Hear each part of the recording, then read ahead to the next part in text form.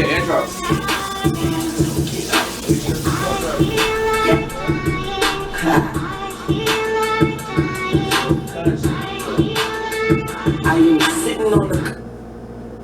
Peace to the family, So Conscious TV, and we're back with another lecture. Today let's go over the GOETIA. What is the GOETIA? The GOETIA can be described as the lesser key of Solomon, the book of evil spirits, basically dealing with what we would call left-hand path, dark magic, melanin magic, chaos magic, ceremonial magic, things of that nature. Can also tie into like the Kabbalah and Enochian magic. Next slide, please.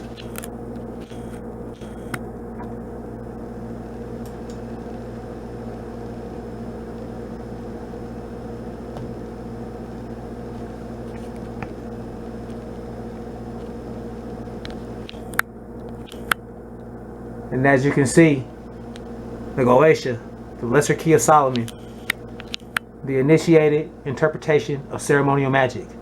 Ceremonial magic is considered high magic, especially in Freemasonry.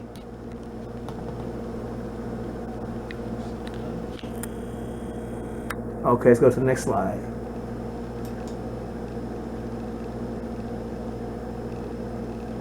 Now, the reason why the Archangel Michael isn't really mentioned in the Bible, which to me, he's probably one of the coolest characters, or one of the best energies in New Age magic, is because if you mention him, then you would have to mention King Solomon, because he's the one that gave King Solomon the key to have dominion over the 72 demons and angels, or the 72 Goetic angels and demons.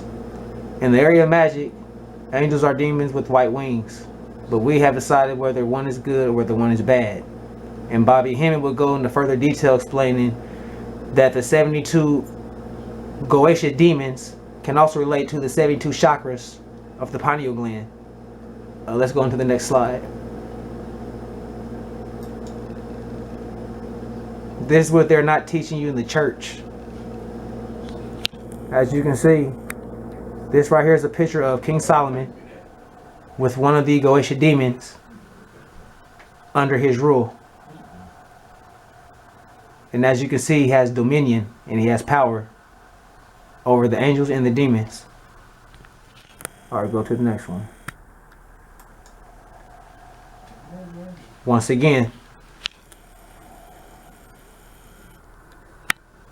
he has dominion over the angels and the demons. King Solomon. The GOETIA demons can be used for many different things. And here in a minute, I'm about to relate it to the industry. Let's go into the next one.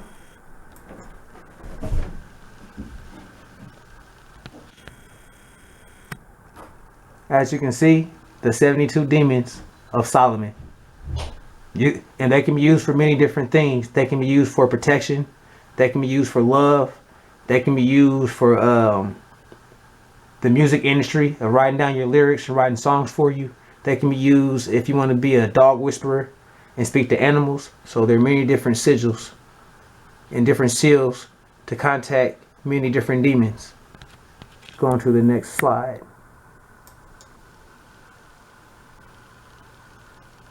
These are some of the many different seals.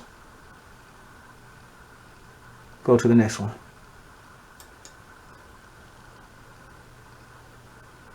You have seals for money.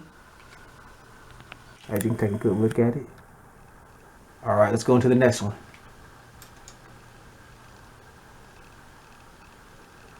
We kind of skipped over a seal, but it's okay. As you can see, this is the pic right here of Jay-Z and Rick Ross. If you remember the song Freemason, Rick Ross went into Solomon's seals. When he was referring to Solomon's seals, it went over a lot of people's head. He's speaking of the occult language. We always understand a certain language that's spoken in the hip-hop community, but it really has a double meaning. So when one says that they want to be buried a G, it could also mean that one could be that one wants to be buried as a Masonic brother. See what I'm saying? because the G stands for geometry, which is the seventh letter inside the compass in the square. So when Rick Ross says that he no longer writes anything down, he does everything mentally. He's telling you that he's working with a Goetic demon. The same way Jay-Z says he never writes down anything else. He never writes down his lyrics anymore. All the songs are in his head, and he hasn't wrote anything down forever. That's because Jay-Z is a powerful wizard. Now, I'm not knocking him for it because I don't really believe in white or black magic. I believe that all magic is gray and that everybody's made of good and evil. And it all has to do with balance. Because what they won't tell you that is that dark magic deals with your primordial self, which is really your power, because out of the dark comes the light. So a lot of people are light workers and tell you to stay away from the dark side or dark magic, if you want to call it that, or dark energy, not knowing that that's the true source, you know. So let's go to the next slide, whatnot.